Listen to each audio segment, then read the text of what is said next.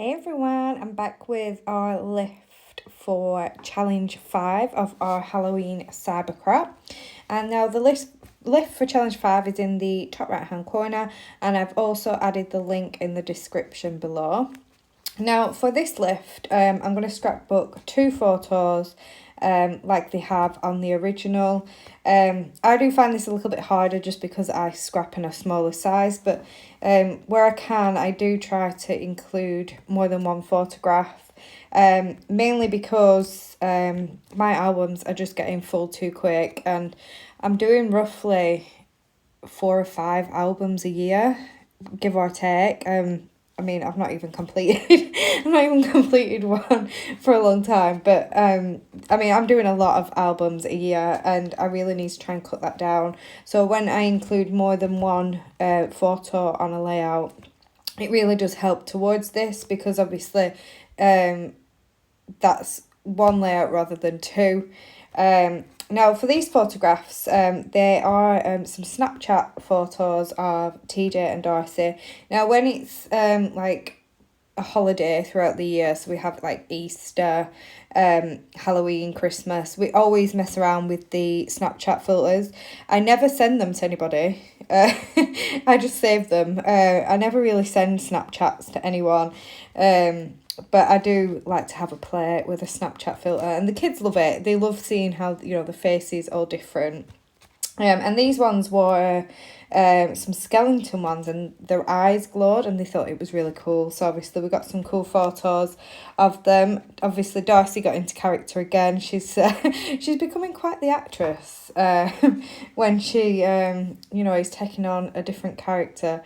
So for this lift, I wanted to use a lot of like the skeleton icons because it's like a skull face. So I did use the black skeleton paper for my border. I then went through the branding strips and got the small amounts of pattern off those, and then I dug into my scraps and pulled out a few little strips of the patterns as well. I did distress all the edges of those papers and stick them down, and I really love how that looks. It's a great way to use up like the tiny scraps of pattern paper, and also get a lot of pattern and colour onto your page.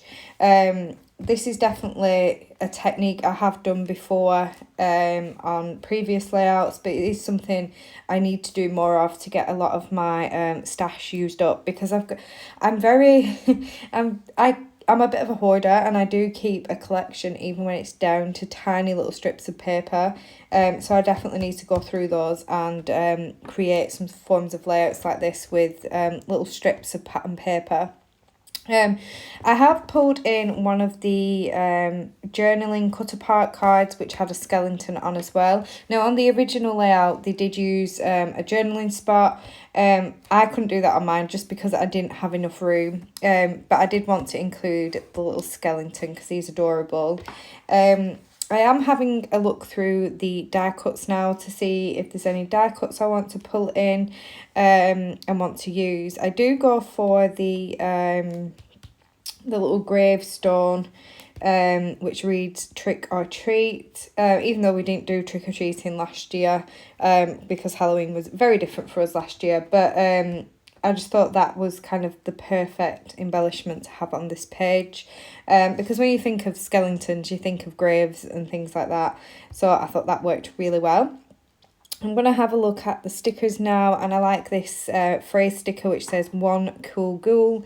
I thought that worked really good. TJ has always been my dude. I always call him dude. So anything that's kind of like cool related definitely works well with TJ. I'm going to add this little potion bottle which has got a skull and crossbones on, and it's also in the grey, so it's kind of like I've got that grey in both my clusters.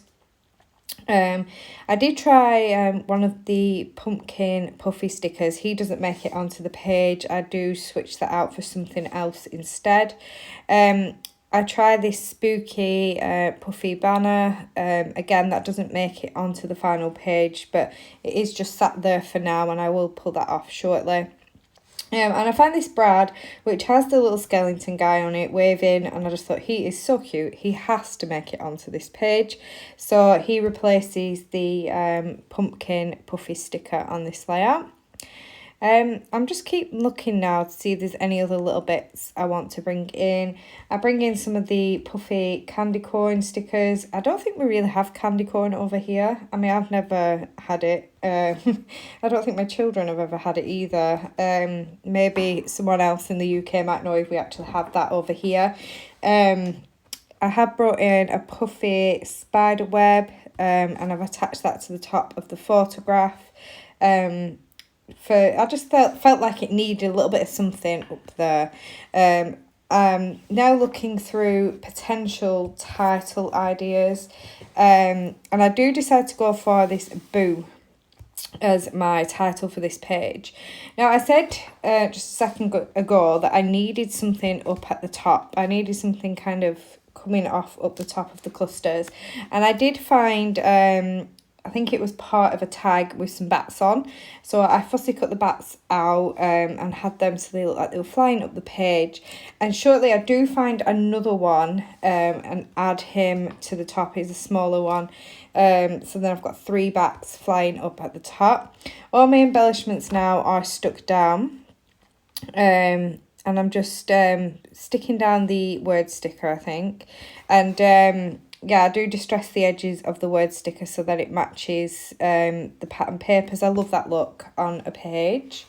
And I have added from my stash some little black star, like gems, but in the shape of stars.